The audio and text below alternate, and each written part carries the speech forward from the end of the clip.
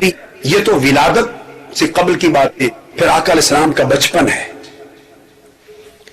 جامع ترمذی میں حدیث صحیح ہے، انہوں نے روایت کی، اور امام ابن ابی شیبہ نے روایت کی اپنی سند کے ساتھ، اور امام ابن ابی شیبہ امام بخاری اور امام مسلم کے شیخ ہیں۔ امام ترمذی نے کتاب المناقب میں، ابن ابی شیبہ نے مصنف میں، امام ابن حبان نے اپنی ثقات میں۔ ابو موسیٰ اشعری رضی اللہ تعالیٰ عنہ روایت کرتے ہیں، ایمان افروز واقعہ ہے، اس طرح شان نبوت آقا کے میلاد تک اور اس کے آگے چلے آتے ہیں کہ حضرت ابو طالب قریش کے سرداروں کے ساتھ شام کی طرف سفر پہ گئے۔ آقا علیہ السلام چھوٹی عمر مبارک کی، آپ کی معصوم بچے تھے، وہ ان کے ساتھ گئے، وہ اکیلا نہیں چھوڑتے تھے آقا علیہ السلام کو۔ حضرت عبد المطلب نے وصال کے وقت بازو پکڑایا تھا کہ اس کی حفاظت کرنی ہے، اور مشکل وقت میں سینہ سینہ سپر ہو کے اس کے ساتھ کھڑے رہنا ہے۔ لاج رکھی انہوں نے اس کی عمر بھر، ساتھ لے گئے۔ کہتے ہیں کہ آگے ایک راہب کے پاس اترے، یہ جامع ترمذی کی حدیث صحیح ہے، اور ابن ابی شیبہ کی مصنف کی، اور ابن حبان کی۔ راہب کے پاس اترے، بیٹے یہ ذرا دے دینا، بسم اللہ الرحمن۔ رؤساء قریش امرا تھے، اپنی سواریوں سے ابھی اترے نہیں تھے، کجاوے رہے تھے۔ راہب اتر کے اپنے چرچ سے ان کے پاس ریسیو کرنے کے لیے آ گیا۔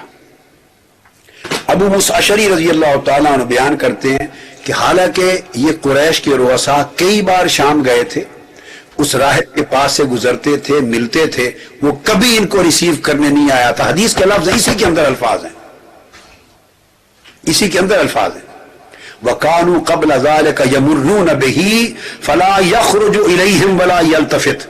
نہ ان کو کبھی اس نے آ کے ریسیو کیا تھا، نہ کبھی ان پر کوئی توجہ دیتا تھا، یہ مل کے چلے جاتے بس، کبھی انہیں توجہ تک بھی نہیں دی تھی، التفات نہیں کیا تھا۔ یہ وہ راہب ہے، حدیث کے لفظ۔ اس دن ابھی وہ اونٹوں سے کجاووں سے اترے نہیں کہ وہ ریسیو کرنے کے لیے چرچ سے نکل کر استقبال کے لیے آ گیا۔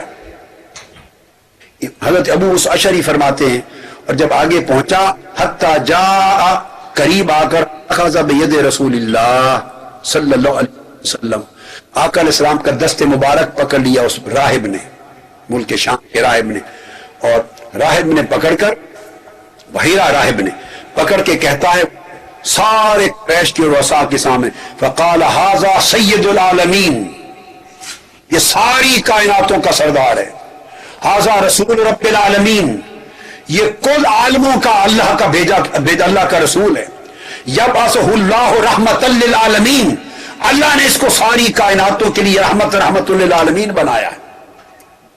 راہب خطاب کرنے لگا آقا علیہ السلام کی شان میں۔ آپ کی عمر مبارک 9 برس ہے، بعض روایتوں میں 11 برس ہے، اس عمر کا عالم ہے۔ راہب نے، جس نے کبھی توجہ تک نہ کی تھی، اس نے اس دن یہ باتیں۔ اب اس اشعری رضی اللہ تعالیٰ عنہ روایت کرتے ہیں، فقال له اشیاخ من قریش، تو قریش کے سرداروں نے اس سے پوچھا، بھئی یہ جو باتیں تم کہہ رہے ہو اس کی سند کیا ہے، کس بنیاد پر کہہ رہے ہو کہ یہ سید العالمین ہے؟ ان کو کیا خبر، آقا تو بچپنا ہے آقا علیہ السلام کا، یہ رسول رب العالمین ہے، یہ رحمت للعالمین ہے۔ الفاظ ہیں ما علمک، کیا سند ہے اس بات کی، یہ علم تمہیں کہاں سے ملا ہے؟ اس نے جواب دیا، کیسے پتا چلا ہے سن لو، فقال انکم حین اشرفتم من العقبہ لم یبق شجر ولا حجر الا خر ساجدا۔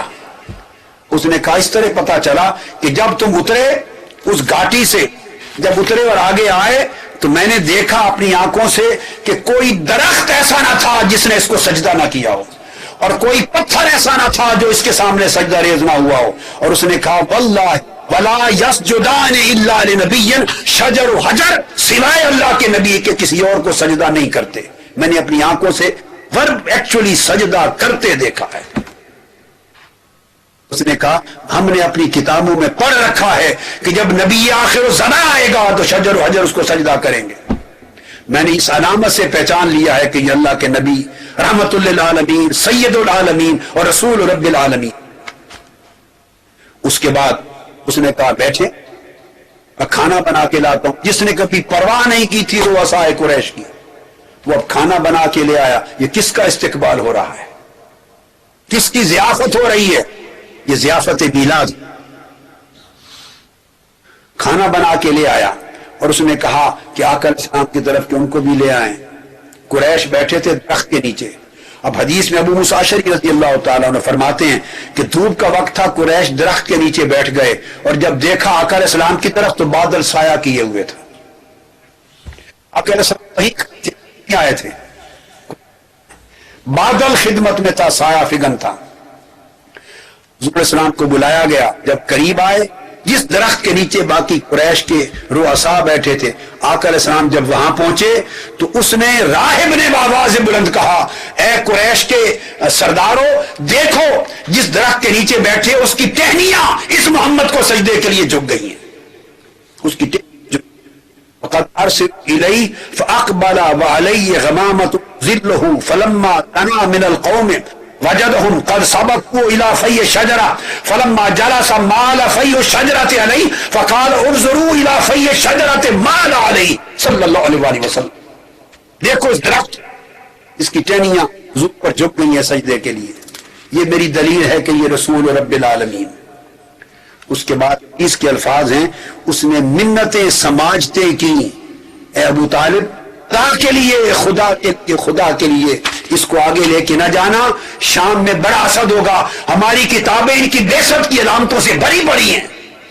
یہود جانتے ہیں کہ اس شان کے ساتھ ایک نبی آنے والا ہے، وہ یہ امید لگائے بیٹھے ہیں کہ ان میں سے بنی اسرائیل میں سے آئیں گے. جب وہ علامتیں دیکھیں گے تو سمجھ جائیں گے کہ نبی آ گیا، اور جب یہ پائیں گے کہ یہ تو قریش میں آیا، بنی ہاشم میں، مکہ میں، تو کہیں شہید نہ کر دیں، لے کے واپس چلے جائیں. تب حضرت ابو طالب نے آقا علیہ السلام کو واپس مکہ بھیج دیا. یہ